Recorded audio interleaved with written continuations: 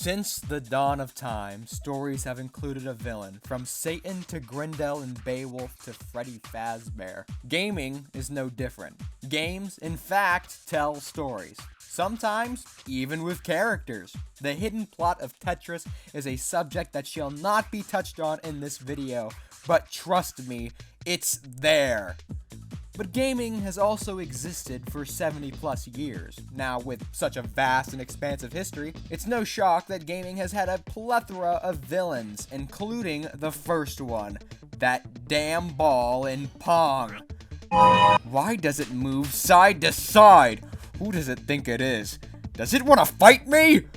Guys, don't fight the ball from Pong. Gaming's expansive history of villains doesn't come as a shock, but the quality of them do. Some are iconic and are known everywhere as some of the best, and others are whatever Pokemon decides to throw out into the ring. Seriously, who is this guy? But there is so much garbage that this video would be 8 hours long if we went through all of them, and I know you love my voice, but that much? That is a lot. With that in mind, though, there's an opposite to this gaming villain coin of who the best is. The villain that utterly blows everyone else out of the water, and while the title, I know, has a prominent figure, this video is going to focus on 3. Why? Because 3 is a cool number, nice and round, makes me smile just looking at it. But who are these 3? The sinister 3. The sinister! I'll start the video. When you think of a villain, what comes to mind? A grisly, bloody force to be reckoned with? Or is it the proper, more psychological, dominating villain that probably has an ominous name? But would you kindly combine the two? And then remove their body. They're just voices. You get the villain of the Stanley Parable, the Narrator. The Stanley Parable was developed and written by Davey Wreden, Galactic Cafe, and William Pugh, Crows. Davey would go on to make the best game known to man. You should play this game now. You know who you are. Play it! The game follows a man named Stanley who happens to work in Office 427. The narrator tells the story much better than I ever could, so I'll let him take it away. This is the story of a man named Stanley. Stanley worked for a company in a big building where he was employee number 427. Employee number 427's job was simple. He sat at his desk in room 427 and he pushed buttons on a keyboard. Orders came to him through a monitor on his desk, telling him what buttons to push, how long to push them, and in what order. And then one day, something very peculiar happened. Something that would forever change Stanley. Something he would never quite forget. He had been at his desk for nearly an hour when he realized that not one single order had arrived on the monitor for him to follow. No one had showed up to give him instructions, call a meeting, or even say hi. Never in all his years at the company had this happened. This complete isolation. Now that voice, that sweet, soothing voice of Kevin Briding is the monstrous force behind the genocide in this game. The absolute genocide of one person. Stanley. The game takes the format of a walking simulator where you make decisions like which door to go through and whether or not to jump to your death. You die, but that's more extreme stuff. Actually, no it isn't. Stanley is presented with death in a multitude of ways. Crushed to death, jump to death, just die on the sidewalk, and the backbone of all of these deaths is the narrator.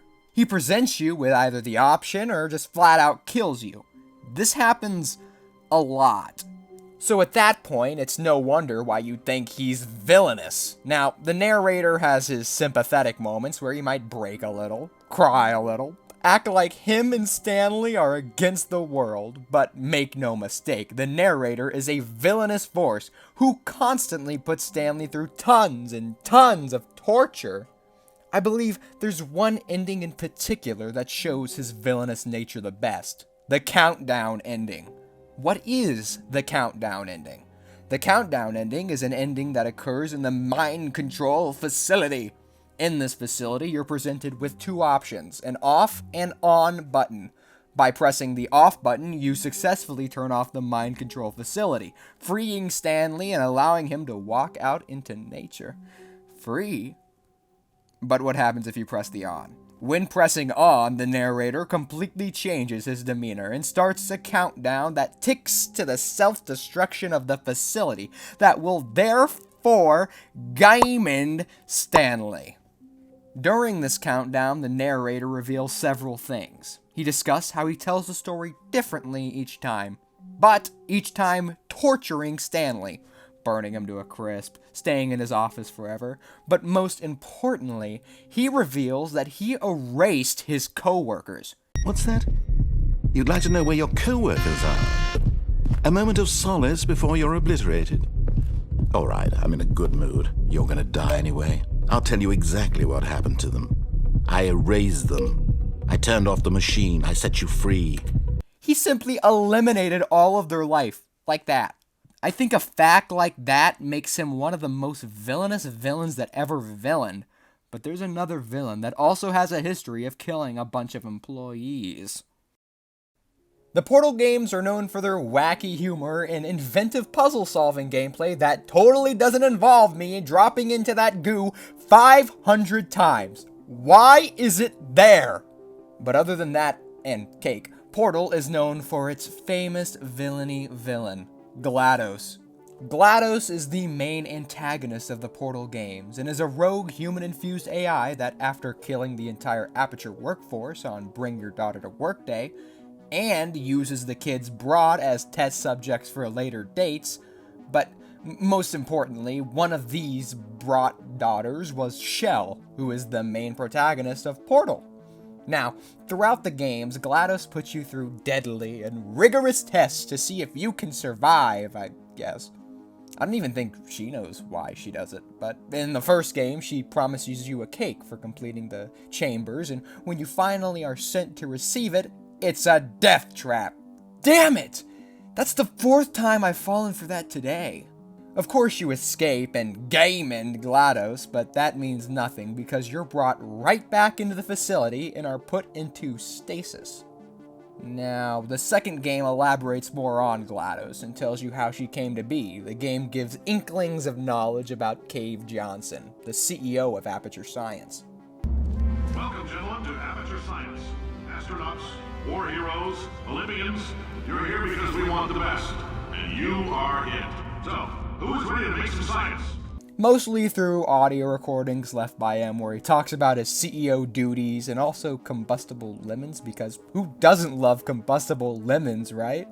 Well, during these audio recordings, we are introduced to his assistant Carolyn, who talks briefly but is voiced by Ellen McElwain, the same voice actress as GLaDOS. I wonder what this is because she is GLaDOS. Yeah, spoiled. Boom, they're the same thing. Now, it's unclear how or when this process happens, but it does result in Carolyn being fused with the AI network, creating the genocidal GLaDOS.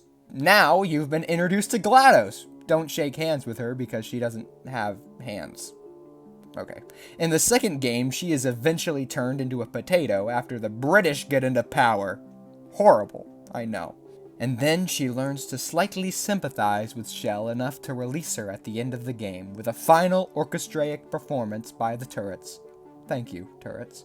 She then learns she's an independent robot who don't need no humans, and instead uses these two goobers for further testing. Now, this wouldn't be the last time we hear of GLaDOS, because she would show up again in her most iconic and incredible performance in LEGO Dimensions. Yes, GLaDOS is in LEGO Dimensions. And it's incredible. In LEGO Dimensions, she shows up to help Batman, Wildstyle, and Gandalf. That is a sentence I can say, and that is incredible. Her choosing to help anyone shows her character growth from the second game. She then sings a song about how much she misses Shell, and how she's best friends with Batman. This is canon.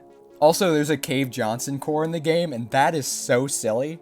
Did I explain what cores were? Wait. I need to explain what cores are. Now, no drum roll. let's get right into the meat and potatoes of who the best villain is, because it's obviously Wario. Let's clap it up for Wario, everybody. Now, Wario first appeared in the 1992 Game Boy game Super Mario Land 2, 6 golden coins. No, it's Handsome Jack. Now, Handsome Jack is one of my favorite villains in gaming. Not only is he a monster and the proud owner of Butt Stallion, but he's also hilarious. I will pay you to kill yourself. And sticks with you throughout the whole game, always being a voice in your ear. From the very beginning of the game, he'll be telling you how much he wants you dead. Similar to GLaDOS and the Narrator, actually.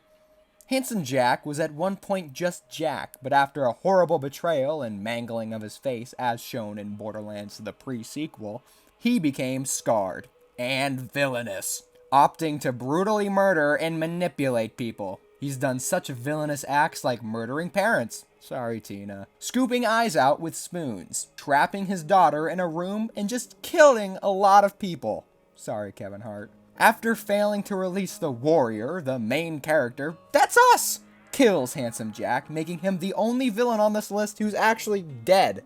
But was he really the villain? We see in the Borderlands pre-sequel he wasn't that bad of a guy, and he was just trying to bring peace to Pandora. Maybe we're just the bad... No, he was the villain. He's a pretty villainous guy, and the most villainous villain of these villains. Whether you're killing employees, or killing parents, you're still a villain. And these three prove that, I hope.